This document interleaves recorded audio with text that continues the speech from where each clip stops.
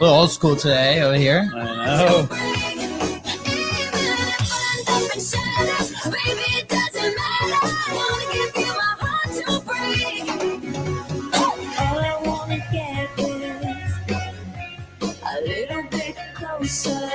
And we are live, baby. What is up? Let's go. It's Monday. We're feeling good. Let's see. You know what? I think it's actually easier to share it through my phone than from the computer. I mean, it took you, almost 300 episodes to figure that one out? Yep, Okay. yep. Sounds good. All right, here we go. We see our guests ready to rock and roll. We are ready to rock and roll, guys. It's Monday, baby. Happy Labor Day. Here we go. Where are we? What's happening? All right, here we go. What's up, guys? Happy Monday. Welcome to Content's Profit. The party starts Monday, best day of the week. I know some of you are out enjoying the pool, the beach, the time, and then, you have to come in on the live stream while you enjoy the pool and the beach, because today we have an incredible guest that Fonzie has not stopped talking about in like a week. So I am so excited. Fonzie's so excited. I know. We're so excited that we ended up matching today, too. Look at that. I know, man. Look at you. Good stuff. Yeah. It's a shame that you have an Arsenal jersey on, though. Okay. I'm ready on my end. Fonzie, you ready?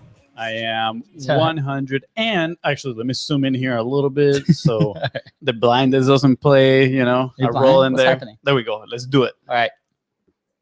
We've got some. Hey, I'm Luis. And I'm Luis. You're listening to the Content is Profit podcast. So, how do businesses and creators like us, who did not cheat with hacks and tactics and don't want to be stuck in the content wheel of death, how do we build a modern media team and profit from our content?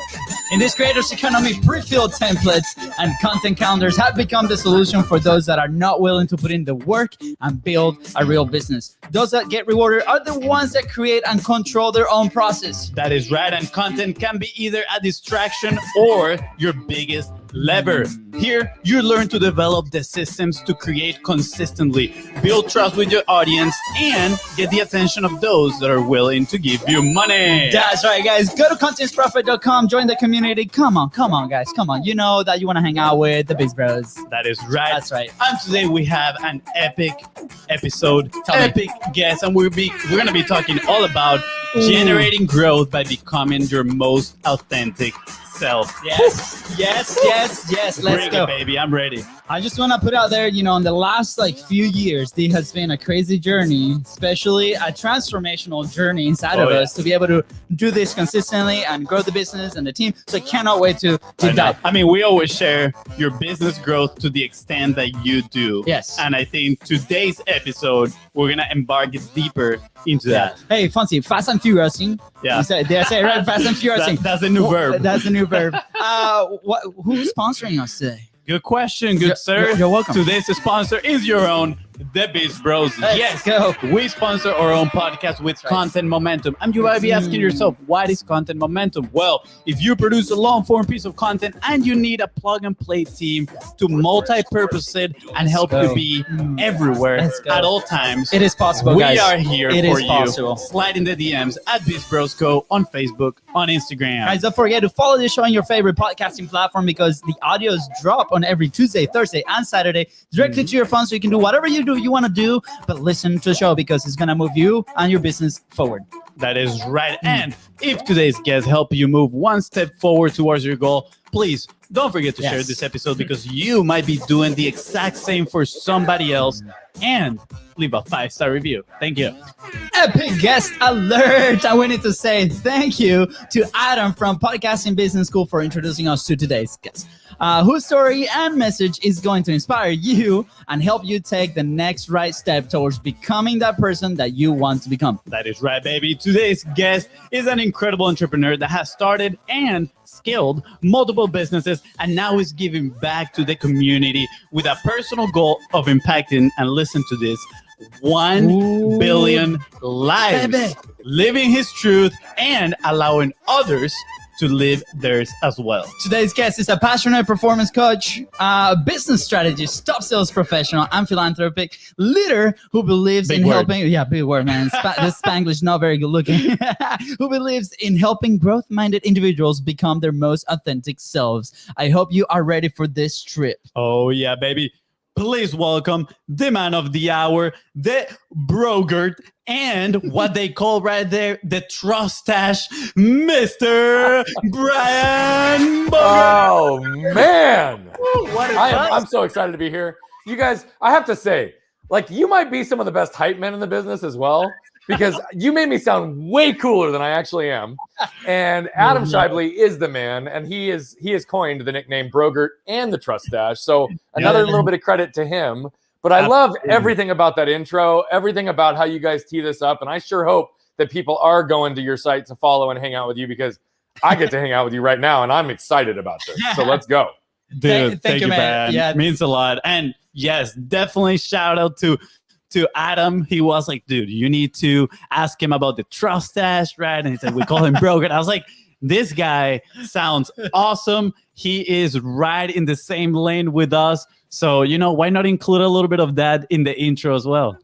It was perfect. I love it. I mean, honestly, the freestyle on that, it's like, it warmed my heart. You guys gave me chills more than once in that intro. I'm ready to roll, guys. Let's go. You're good. All right, Brian. So for those that are not familiar with you, me included, right? You had a call with Fonzie not so long ago, and he's literally have not stopped talking about you. And Adam's like, when is he coming, right? And we're like, I want to be part of the audience today, but I need to ask you. I know a little bit of your backstory, but for those listening, right, that are not familiar with you and what you do, like, tell us a little bit about yourself. I know there was an episode in there when you were a kid that kind of shaped your entire life. So if you don't mind, let's go in there. Let's dig in and let's have fun now.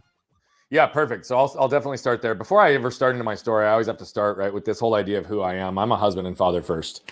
Yes. Son probably behind that. And I have to say that, like, no matter what, I love that you kind of highlighted the big goal that we have to impact 1 billion lives.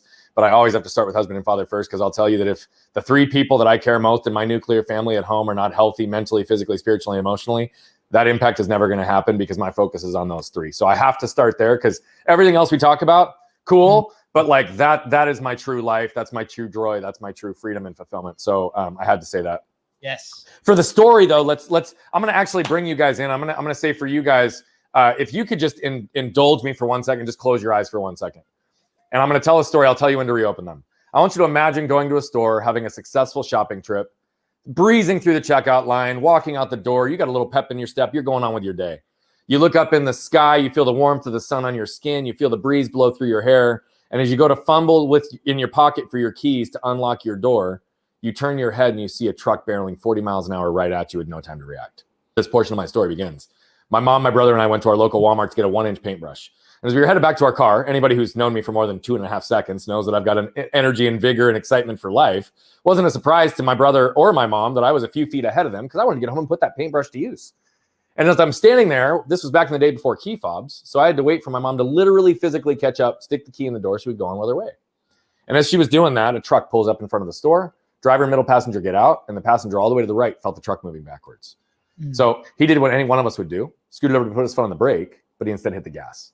Combination of shock and force threw him up on the steering wheel, up on the dashboard. Before you know it, he's catapulting 40 miles an hour across the parking lot right at us with no time to react. Now, we were in an end spot, so he hit the tree, went up and over the median in the tree, hit our car, knocked me over, and ran over me diagonally, tearing my spleen, leaving a tire track scar on my stomach, and severing my left arm completely from my body. So there I was, 115-degree day in Phoenix, Arizona. I'm laying on the ground. Mom and brother watch the whole thing happen. They look down, they see me laying there, and they look up and they see my arm laying 10 feet away. Fortunately for me, my guardian angel also saw the whole thing happen. There was a nurse that walked out of the store right when this took place. And she saw the literal life and limb scenario in front of her. And I'm forever indebted to this woman for choosing to go into action versus turning to go on with her day. You see, she came over and she immediately stopped the bleeding on the main wound and saved my life. And she instructed some innocent bystanders to run inside, grab a cooler, fill it with ice, and get my detached limb on ice within minutes to give me a fighting chance of having a reattached arm. Yeah. So if it wasn't for this woman, I either wouldn't be here with you guys today, or I'd be here with you today with a cleaned up stump. That's just the reality. And so I'm sure that a lot of listeners and people who are watching live today were not expecting it to go there today, right? I realize I have a very, very unique story. But what I also want to do is just pause for a second and let everybody know that we all have unique stories. What's important is that we pause and become aware of the lessons we can extract from our stories, and then become intentional with how do we apply them in our lives. And we all have the ability to do that. And we also all have the ability to tap into the collective wisdom of other people's wisdom and stories to shorten our own curve to learning.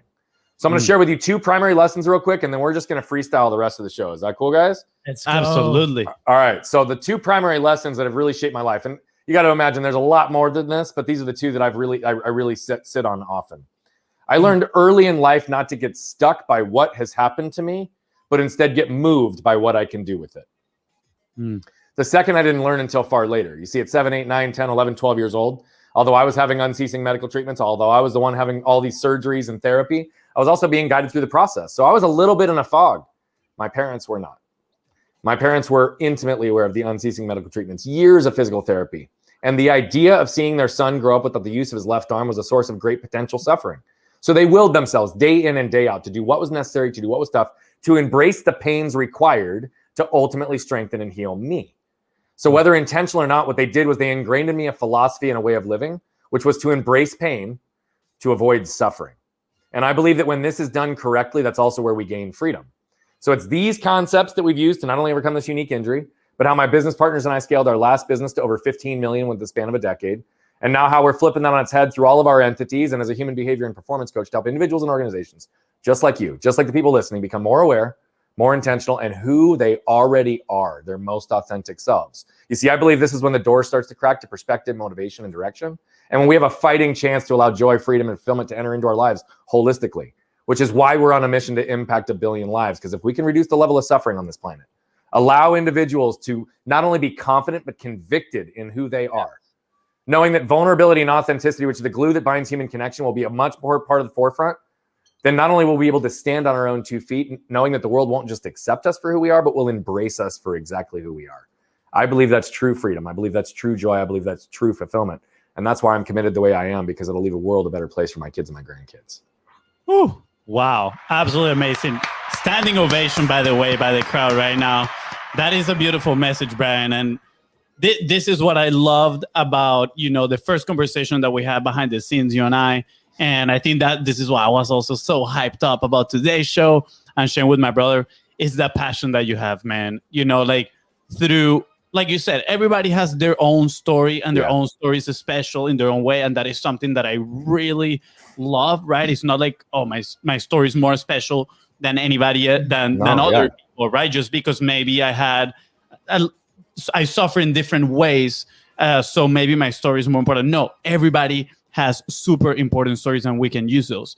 But I love the fact, man, that you're so passionate about your goals, right? Your vision and making it happen. Literally, I listened to a few of other podcast episodes that you've been a guest, and the energy is always there. The passion about it is always there. The message is always there. So, when we talk about this journey, right, of finding your authentic self, you're going to find that message, right? You're going to find that passion. And yes, there's going to be difficult days here and there. That is, that's just life. That's life. Yeah. But I feel like when we have that clarity, it's just easier to move forward, right? And I have a few questions. Oh, sorry, you were going to say something? No, I was just going to say, bro, I 100% agree. I mean, literally at the core of everything I talk about is just that, right? I think when we can truly align with who we are, build our life in intentional alignment so it can become self-regulating, we know what fits and what doesn't, right? We truly get to move faster with less effort. Yeah. And that's like the most powerful thing is like there's all this resistance for people to actually lean in and do the work that's necessary because it's the hardest fucking work we're ever going to do. And pardon my language, I know we're live, but like it is not easy, right? Yeah. And the reality of it is it's the hardest journey, but it's also the most worthwhile one because you truly get to see the impact on the other side.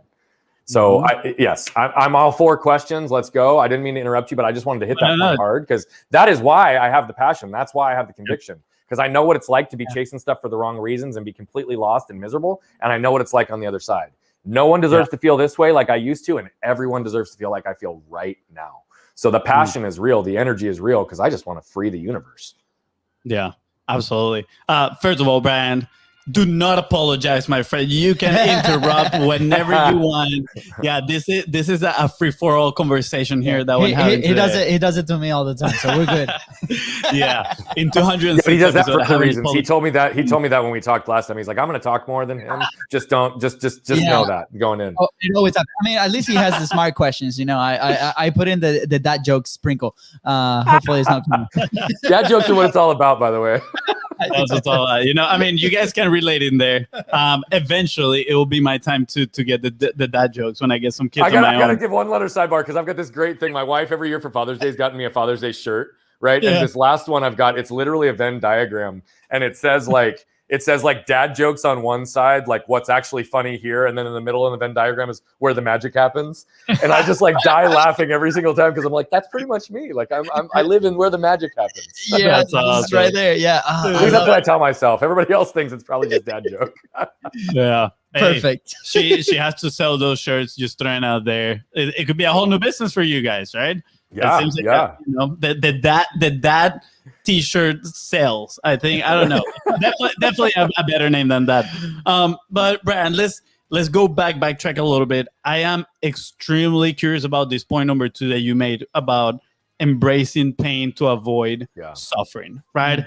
If I'm being honest, I think I kind of like grasp the concept, but I really want to dig a little bit deeper because I believe there's a key here for people to move forward, right? And I put it this way because we have experienced a lot of pain growing a business. We are currently experiencing pain still growing the business, right? And I feel like that pain also trickles to other sides of your life, right? It goes to your personal life, right? Your community, everywhere, right? And it starts causing maybe stress, anxiety, all these negative things that might not allow us to perform at the level that we want, right? So yeah, I'm extremely curious. Can we dig a little bit deeper into that? I'll break this down. And I just want to give one caveat. Like everything I talk about, right, is really a holistic way of viewing the world. So it's going to have business relevance. It'll have relational relevance. It'll have health relevance. So the way that I communicate is and the way that I teach, if you will, although I don't necessarily call it teaching, it's just communicating my truth, is typically going to be done through a universal truth, something rooted in the human experience. So just understand that so that everybody that's listening can understand this. This will help your business. This will help your life if you actually pay attention. This idea of pain and suffering, we need to really understand what definitions, and we need to understand what the narrative of the world is first, right? So we absolutely know that the world narrative is to reduce, eliminate, or avoid pain at all costs. That's literally what the world preaches. It's like reduce, eliminate, or avoid pain. That's why we see all these things for numbing. That's why we see all these things for pain management. That's why we see all these things for just avoidant tactics in our world. That's just the fact. And oh, by the way, this is a natural evolutionary response, right? Because it was really around the fight or flight for survival. 100 years ago, you cut your leg, you could die. Let's just call it what it is. But that's not where we are today. So it causes us to update our definitions of pain and suffering. So let's look at pain. Pain is defined as short-term, intermittent to direct cause from something, then alleviated once that direct cause is removed. And then we as human beings screw it up like we do with just about everything, and we put adjectives and words in front of it to change the definition, like acute and chronic. Acute maintains the definition, but chronic inherently changes it because it implies that it is no longer short-term and it persists after the direct cause is removed. Yeah. Okay, whereas suffering is a whole different thing. So let's stop calling it chronic pain. Let's call it suffering, because that's what it actually is. Now, suffering we don't want to admit exists, particularly when it's a direct result of our choices. And it often creeps up on us until its effects are sometimes irreversible, and often until we even recognize it's there. It creeps up on us. Whereas pain gets lots of attention, right? It's real time, it's in front of us. And pain, what's difficult about it is that it really cannot be measured independent of the person experiencing it. Yeah, true. Other than one thing. We all experience pain. Okay? So let's understand what this concept is. And what we have to recognize is the unavoidable precursor to change is acceptance. So until we accept the current state of things, we cannot alter them. Like that is something that applies to this whole concept from the get-go. We can embrace the pain of hitting the gym for 30 minutes a day to avoid the suffering of aches and pains of a sedentary lifestyle. We can embrace the pain of a difficult conversation with a loved one or spouse to avoid the suffering of either being stuck in a loveless marriage that's going to end in divorce or being stuck in a marriage when you really want divorce. We can embrace the pain of the fit our kids are sure to throw by having them put down their mobile devices at the dinner table to avoid the suffering of years of lost meaningful connection and conversation we'll never get back. As business owners, we can embrace the pain of firing our top salesperson, contributing the most to top line growth, to avoid the suffering of stagnant growth and losing all our other top talent because they were the greatest cancer in our culture, right? We can embrace the pain of recognizing that we actually have trauma and things that we need to unpack and feel in order to heal, to avoid the suffering of circling the drain constantly because our emotional triggers won't allow us to escape as who we are. Right? The reality of it is this applies to everything in our lives. And so we have to understand the basic concept of what do we do. And I'm not a big 7-step kind of guy. Like I'm not one of those like 7-step systems to success. I think we have way too many strategy and tactics out there, and it often just confuses people. And that's not what keeps people stuck, right? We know that it's often a combination of emotional triggers, behavioral patterns, and environmental conditioning. And so when we know that, we have to really make sure that we can understand how do we guide people through a philosophy to apply these things holistically in their lives. And so anything we talk about, it's not a 7-step system. You do these 7 things and you're good. It's like, no, this is a philosophy to guide yourself through. So we do have 3 steps that we guide people through with this. We can go there if you want. But really understanding the concept, you want to do it? Okay. Let's do it. So I'll hit it really fast and really hard so that we understand it. Before we dive in there, Brian, real quick.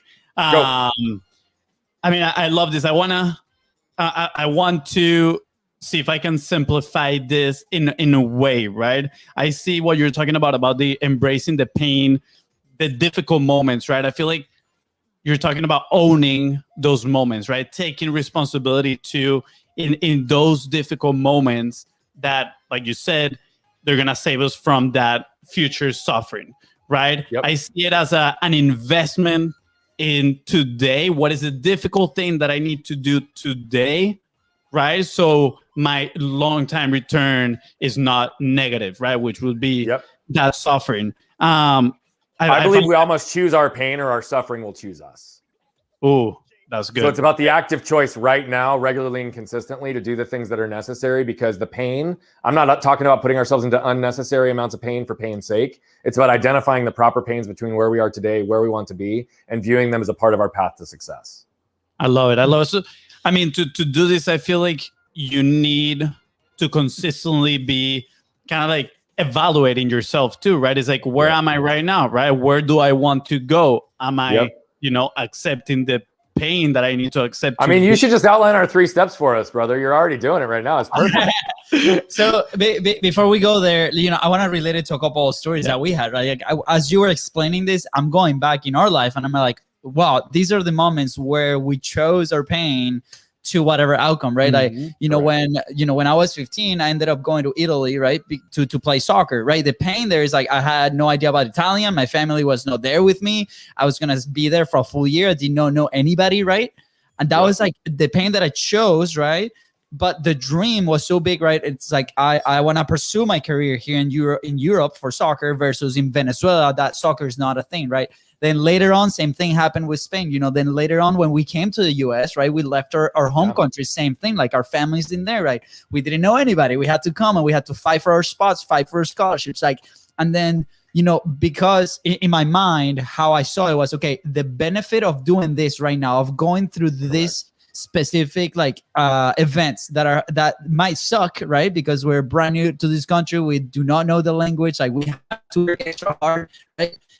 It's going to be so much worth it. But I saw it as the positive, not as avoiding the potential suffering of going back to Venezuela and then having to grow and work in a communist and social regime, for example, right? Like that for us, I saw more on the opportunity, right? So do you see both with like? Yeah. So this is the perfect place. Let's jump into both, because I'm literally answering both of your questions through these next 3 steps. I promise you. Okay.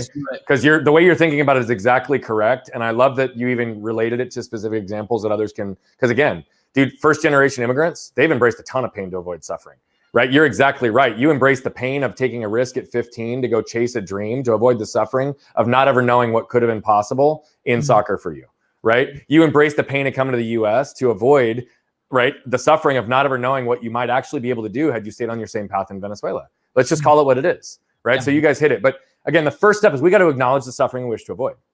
Now, this goes to your question right here, and this is very important. Most people, when they set out for goal setting, they only look at where they want to go, right? It's like, I want to go get this goal. And I said, oh, by the way, but most people, you two did not clearly, but most people also set goals and they protect themselves in that process, right? And so they'll set goals and it's like, oh, I want to lose 10 pounds.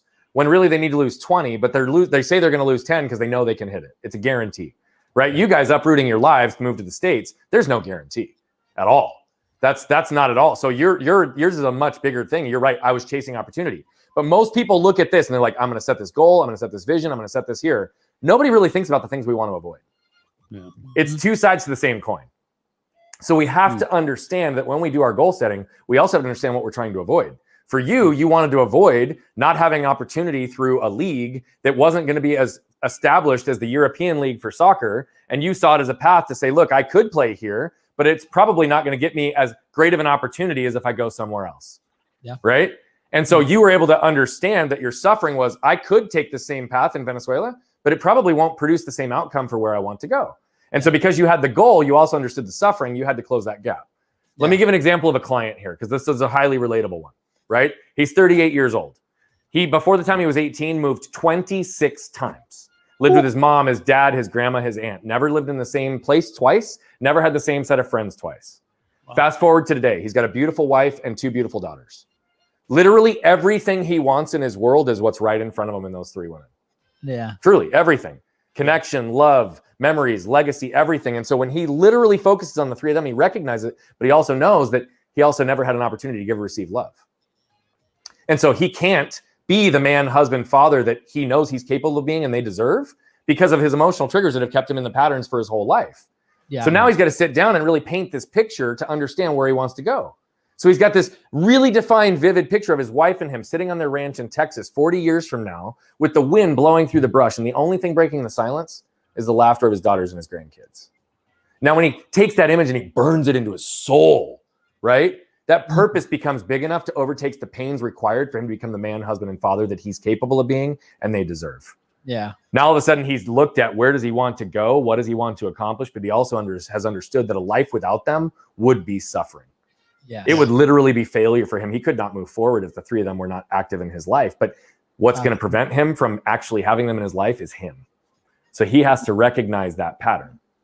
The second step is that we have to identify the pains we tend to avoid and learn to embrace them. I'm going to use a personal example here. Okay. I told you about my story. I have a very complex body. I don't have a lat on the left side of my back. I don't have a tricep in my left arm. My bicep is my gracilis from my leg. I have a literal curve in my spine. I've got imbalance muscularly. And for literally 30 years of my life, I've got a complete imbalance in my body. 15 to 20 years ago, the normal everyday pains of operating started to become debilitating. Meaning they were affecting my quality of life. They were no longer chronic pain. They were no longer acute pain. They were suffering. And so I had to ask myself, okay, so what am I going to do, right? If I stay lean, I eat well, I keep my core strong, then it mitigates and reduces the amount of pain to a manageable place where it's no longer debilitating and I can operate in life. So what did I do? Same thing everybody does when they want to go get healthy. I went and I joined a gym, okay? And I went consistently for 30 days and then I stopped going. Now, had I not gone the first step and understood that suffering was literally affecting my daily life, and I at this time was in my early 20s and was in a position where I hadn't had kids yet, I hadn't had grandkids yet, I wasn't married yet, but I knew at that time that I wanted all 3 and I wanted to be physically active and enabled. Suffering to me would be bedridden, not able to live the life that I want, not able to be active with my wife and kids at some point, right? And so I knew the suffering, what it was, so I couldn't stop there. Yeah. Right. Now, I could have also approached it from a strategy and tactic perspective. Well, that gym didn't work. Maybe I got to join Orange Theory. Maybe I go join the cycle bar. Maybe, right. I could have just swapped. Yeah. But I had to ask myself the question. Is it the pain of working out? Is it the pain of lifting weights? Is it the pain of plyometrics? Is it the pain of stretching that I'm avoiding? Or is it the anxiety I get in a crowded gym? What I told you guys earlier is definitively what I know is that what keeps most people stuck is not strategy and tactics. It's emotional triggers, behavioral patterns, environmental conditioning. So I had to embrace the pains required to create the space, time, and money to build my own home gym at home so I could have the environment that I could be successful in to avoid the suffering that I wished to avoid by embracing the pains that were required. It also included my environment. And so this also is true for anybody growing a business. How many people look at that 500-pound telephone sitting in front of them and they're like, oh God, I can't make cold calls. I can't do this, right? That phone is so heavy.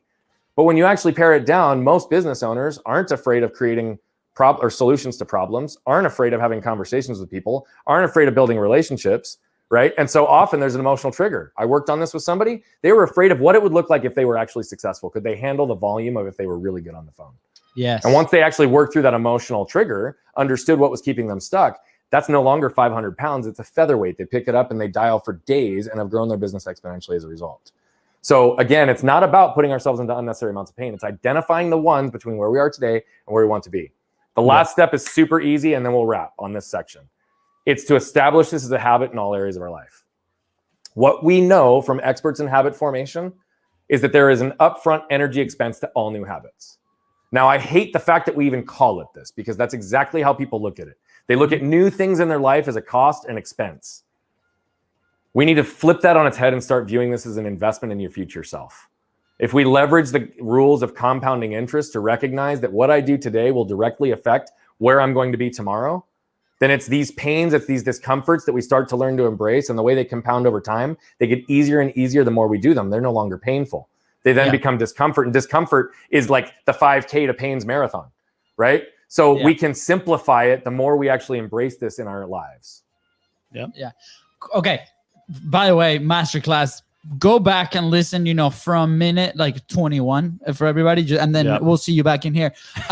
So, right, yesterday I sat down. We have this like local coffee shop that we adore, right? And I was there in the afternoon before going to barbecue with my family, and I met these two wonderful people, right? This lady, they're in their like long 60s, right?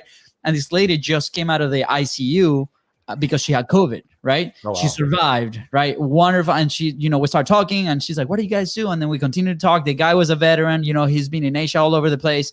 And she tells me this crazy story.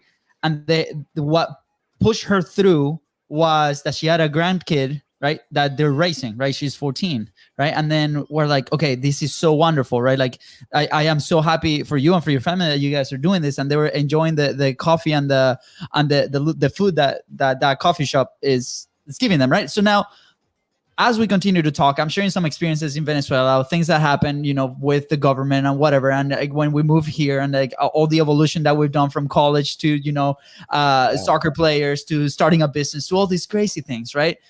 And as we continue the story, she's like, man, I wish my 14-year-old or her friends, right, can see that. Because sometimes, it is hard for people to see that, right? And I go back to my, 15-year-old self or 16-year-old self, and, we sometimes are stubborn, right? Or even when we're starting a business, right, we get this incredible advice from people like you, for example, right? Or our coaches, right? And we somehow ignore that, knowing that they've been through that path and be like, okay, man, like if I execute on this thing that they're telling us, like we're going to be that. And the example that you share with like, okay, if, maybe I'm afraid of success. I'm afraid of like, if we sell so much, like how are we going to fulfill, like, and there, all these questions come through. So when somebody's in that position, right, and maybe they don't have access to a coach that can guide them through this, like, is there something that we can do to be like, okay, I identify this moment, right?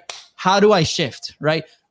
I would need to want it so bad, right? For me, or for us, right? We both, for soccer, we wanted it so bad until one point, right? Where we made the decision to pivot, right? For the business, same thing. We want it so bad because our why is so big, right?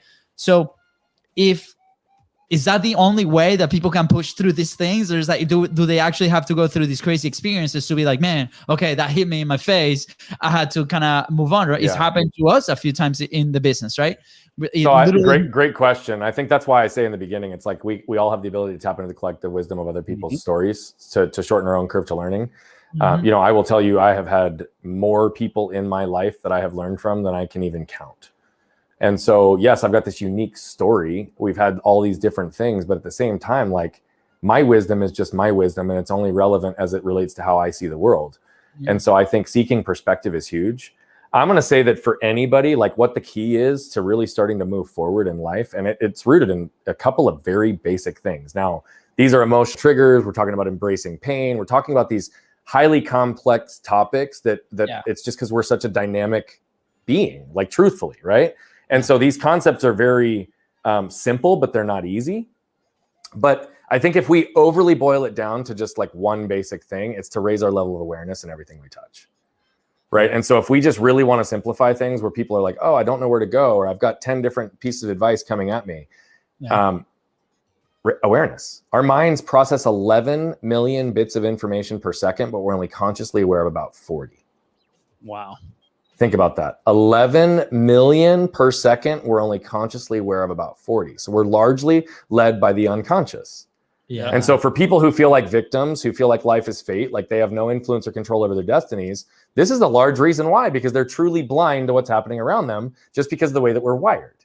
And so if we go in, and until we go through a systematic process of moving the unconscious to the conscious, the unaware to the aware, it's going to feel like we're victims. It's going to feel like life is fate. It's going to feel like we have no influence or control over our destinies. And oh, by the way, we can't be intentional with what we're unaware of. So how do we raise our level of awareness? We can pause and ask ourselves more questions. We can pause to really recognize what's happening in this environment at this time and challenge ourselves to see it not through an emotional trigger filter or lens, but to see it for what it actually is, which is very difficult. And then seeking perspective, because outside levels of awareness help us see ourselves and the world more clearly. Yeah. Now, here's the thing I'm going to say about advice and alternative perspectives. Always take those with a filter. Mhm. This is why I'm not a fan of 7-step systems, right? That's why everything we talk about is going to be abstract, esoteric, and more philosophy. We'll give people frameworks for questions to ask themselves, but I'm never going to say, Luis, this is what's going to work for you, right? We'll brainstorm on concepts and ideas, but what works for me might not work for you. What worked for 10 other people might not work for you. And so at the end of the day, what we do in everything that we focus on is focus everything on you, the who that's in front of us, right? I'm a big believer in a couple of basic concepts, and this is going to be an extension of the piece on advice as well. Yeah. So many things in our world are conditioned based on the what and the what's that the world tells us to chase and believe, right? Literally, what belief systems, what religion, like we all are taught to chase what house, what car, what amount of money, what amount of success, what amount of freedom. Like truly, we chase what's. I did it myself, right? And then I woke up one day and I'm running in circles with people making multiple 6 figures, 7 figures, 8 figures in some cases, realizing that I'd lost who I was, and so many of myself and all of us around it were miserable and stuck. Yeah. When I went through the systematic process of shedding the layers of the what's and realigning with who I was, all the what's in my world became a manifestation of who I am, not the other way around. And so for individuals who are understanding how do I move forward from a position of awareness, that's why we're so adamant on understanding who you are, who you're doing this for, and who you're trying to impact. Because when you understand the who, everything else in the world just becomes noise. And again, you get to move faster with less effort because you know exactly who you are, exactly who you're serving, exactly who you're doing this for. And it doesn't really matter what 10 other people's opinions say at that point because you're clear. Yes. Yeah. Wow. There's a lot of information right now to process. My mind, just so you know, Brian, is like making connections between all these things you've shared and stories that I have. But I want to pinpoint something right now, which is the principles and foundations. And I love this so much because I used to be one of those that were like, give me the secrets right now, right? I was victim number one of instant gratification. What is the PDF that I'm going to download that is going to make... Dude, me too. I mean, this is what right? Yeah. and it took a mind shift to understand that it's like, under everything, right? Under any topic in human history, there are some underlying principles. Mm-hmm. And honestly, the goal is to understand those underlying principles and then act upon those, right? So that creates a lens per se, which you're talking about, which now when you receive advice, right, and perspective, it's like, okay, watch it with a different lens, right? And we have a very clear story on that, which is we were at one of the masterminds and our coach was talking about the attractive character, right? Mm. And my brother and I, we raised our hands and we told him like, well, there's 2 of us. Who should be the attractive character? Or should we just pick one? Can it be the 2 of us? And based on his experience, on what he knows, what he right throughout his life, throughout his business, he said, you got to pick one. Well, guess what? We're like, well, we both enjoy doing the show, the 2 of us. Let's give it a try, right? Yeah. And we realized that the one attractive character is a tactic, right? The absolutely 2 of us attractive characters is the underlying principle of you got to be relatable, right? And guess what? The 2 of us, we can make it relatable in very different ways because he has experiences, I have different experiences, and we can make it that way, right? So yeah, I love that. Principles and foundations. The other thing that I want to kind of like pinpoint is inner locus of control, right? Which this has it all over it, which is obviously own the pain, right? Just take responsibility of your own life. And yesterday I was actually on a phone call with my mom while I was doing groceries at Trader Joe's, right? I was kind of freezing there. I don't know why they keep it so freaking cold in there. But I'm talking to my mom, and we're throughout. So we're kind of like having a little bit pain in the business right now in certain areas, and I'm talking to my mom, and also me personally, I'm having some pain in like my relationship side of things, right? And I think it's been like trickled down between both. So I'm talking to my mom, and I tell her, "Mom, you know what is the annoying thing about inner locus of control?" I told her, I'm like, And I'm grateful. I'm grateful for this, but it's so annoying, you know, and I told her, and this is something that I feel like I've learned throughout my entrepreneurial journey. Is something that I've gained, right? And I absolutely love it. But right now, at this point, I'm so pissed about it, because as much as I wish to pinpoint fingers and say, it's your fault, it's your fault, it's your fault, I can only look inside and say, what am I doing to be in this situation where I'm right now? And what do I need to do to be where I want to be in the future, right? That's kind of exactly like that honest self-assessment. So that is the pain, right? The pain is... It is. Yeah, having to It's almost always. Everything begins and ends with you.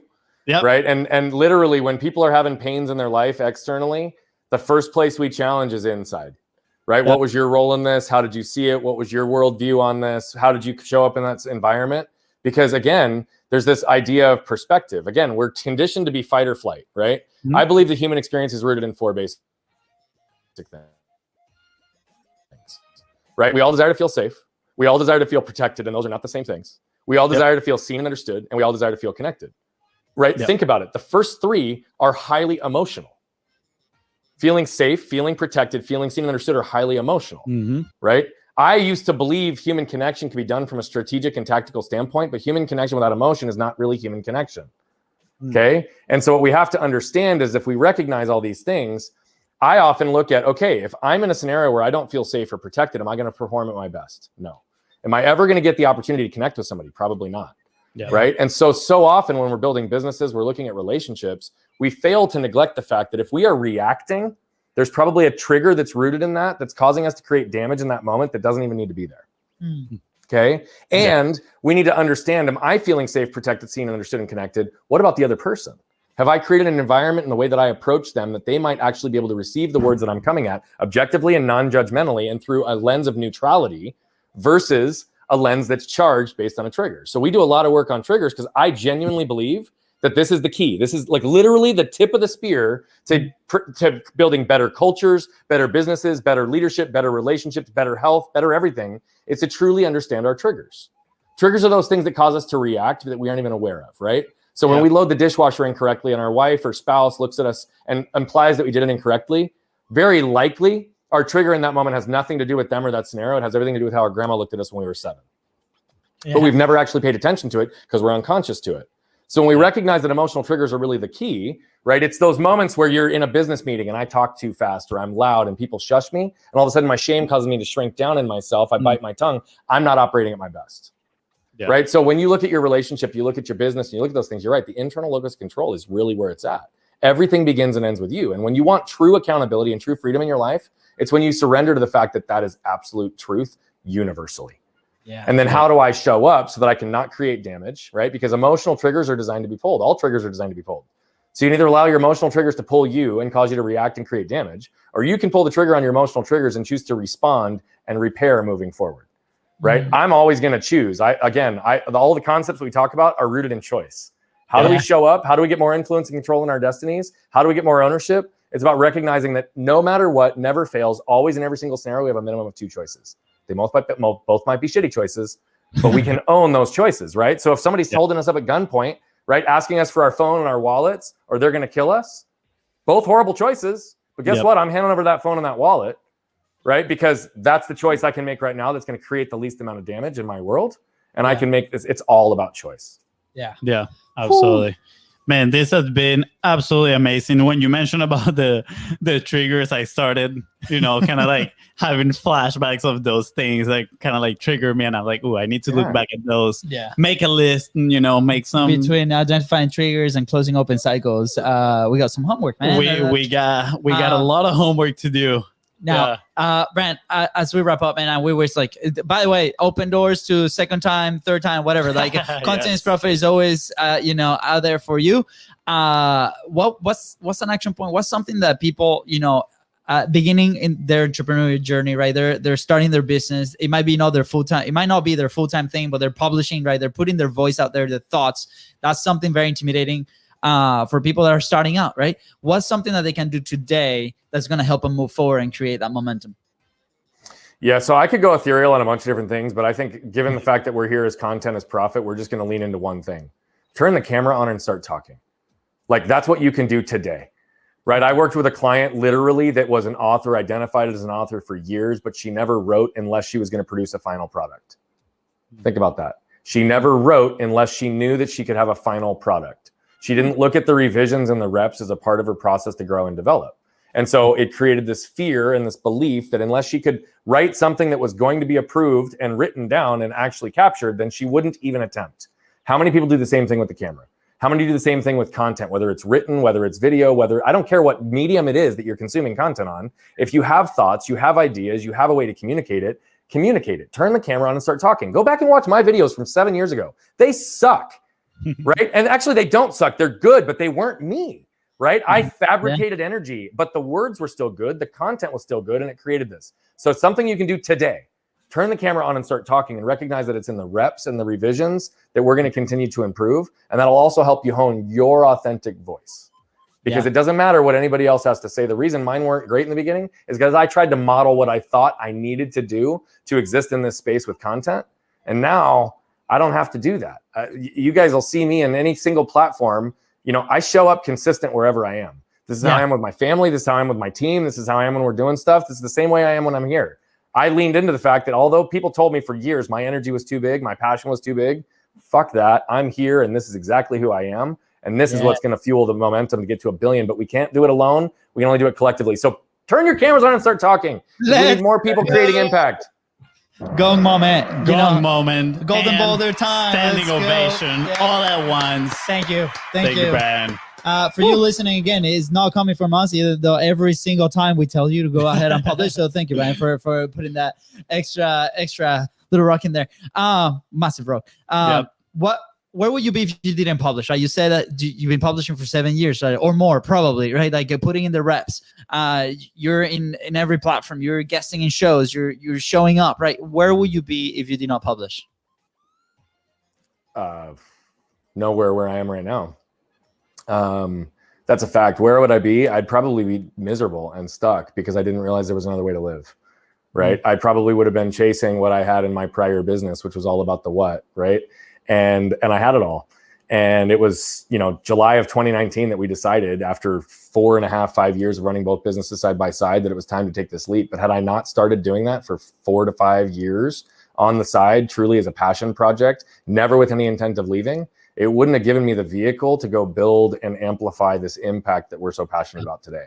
So I would probably be focusing on myself and being self-serving and doing my philanthropic work in my own community, but not actually extending my skill sets to have true impact on the planet. So I had to embrace the pain of walking away from a known thing and creating content regularly and consistently to avoid the suffering of not ever knowing what I was capable of. That's what it comes down to. Powerful. Thank you. Thanks for sharing, Brian. I really appreciate it. Where can people find you? Where can people connect with you? Where can people learn more about what you guys are doing? Yep. So if you're consuming on social, @BogartBrian on all platforms will get you to us. Our website, brianbogart.com, is also a good place, and it's a landing page for a lot of our stuff. You've heard us talk about the billion life impact. What we know very clearly is that 99.999999999% will never pay us $1, and we're very okay with that. We know that those that will choose to lean in and invest in themselves will substantiate and perpetuate all the resources we need to create that impact. So here's my one request. Okay. We create so much content that is there truly to elevate and empower people. You will notice we don't have calls to actions. We don't have funnels at the end of 99% of our stuff. And it's there truly because we want to create impact. So I ask if something resonates with you, if it moves you, I just ask that you like, comment, and share. I don't even care if you do it on the social platforms. If you just show somebody by turning your phone, I don't care. But if it moves you, I'm asking you to share it. This isn't for vanity metrics. This is for impact, because the only way we get to 1 billion is collectively and with you. And what I know is that moved people move people. So I'm just asking you to help me move more people. Absolutely. I love it. Yeah. We're going to do our part 2. So if you're listening to this episode, same thing, go there, consume a little bit, take action, right? And share it with everybody. Let's pay it forward. Brian, anything else you want to add before we head out? You guys opened up the door for future conversations, and I've had so much fun today. I think we just need to do that. And so let's make that happen. And I'm going to say, I'm leaving the door open to our future conversations. And I'm going to ask everybody else to consume this, learn and grow. and continue to show up, because we will drop a session too, and we'll take it to the next level on that one. Let's Absolutely. go. I'm just gonna throw this out there. We might have to do the second session live, Hey, because maybe In or person. maybe not. In person, yeah, 'cause in we're live person. right now. Exactly, in person. Come Because on. maybe or maybe not, we're gonna be in the same place around the end of October. oh Ooh. boy. Oh, Maybe or maybe not. We'll see. We'll see. We haven't really announced it. Yeah, it's coming. It's coming. A little bit. That will be fun. That'll be That'll be a lot of fun. I think I know what you're talking about, where you're talking about, and Yeah. I'm all in. Let's go. Because if we do it in Let's go. person, that'll be fun. Let's go. Yes, absolutely. We're gonna have to bring the whole equipment over there. Let's do it. I'm so excited. It's so good. It's so good. This is part of us now. Yeah. It has been an incredible pleasure. Fonzie, anything else you want to add before No. we head out? No. I'm just extremely thankful, Brian. Really appreciate all your wisdom sharing with everybody, and I truly hope that they consume it, digest it, and most importantly, they take action, which is the most important part of all. So Yes. once again, thank you. With that Well, said, thank you guys for building the platform for me to pour good into the world, and I'll be back. Let's Let's go. All right, with that said, guys, thank you so much for tuning in to Content is Profit. Go ahead and follow us on social media at BizBrosco. That is right. And if Brian here helped you move one step closer to your goal, please don't forget to share this. And of course, leave a 5-star review. Let's go. See you, everyone. Sweet. All right, Ryan, we're still live on Facebook. We have or social media. We still have a little tradition here. Oh, yeah. Selfie time. Let's You go. know we like the selfies. Spoiler alert. Might be the Wait. thumbnail. All right, here we go. 1, 2, 3. Sweet. All right. All right, social media. We'll see you on Wednesday. Take care.